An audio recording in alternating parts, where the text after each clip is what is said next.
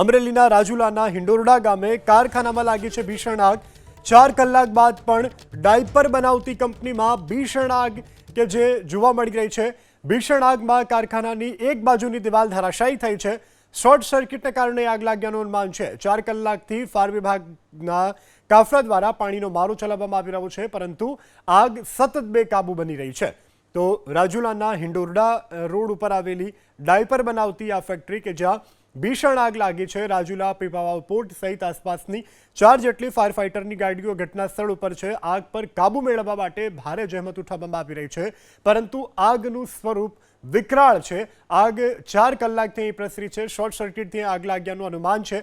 થોડા સમય માટે આગ પર કાબુ મેળવવામાં આવ્યો હતો, પરંતુ ફરી એક વખત અહીં આગ લાગવા પામી છે અને આગ પર કાબુ મેળવવા માટે સતત જહેમત ઉઠાવવામાં આવી રહી છે। તો ડાયપર બનાવવાની આ ફેક્ટરી હોવાને કારણે અહીં રહેલો જે પદાર્થ છે તે આગની ચપેટમાં વધુ આવવાને કારણે, જલ્દીથી આવવાને કારણે આગ વધુ વિકરાળ બની રહી છે।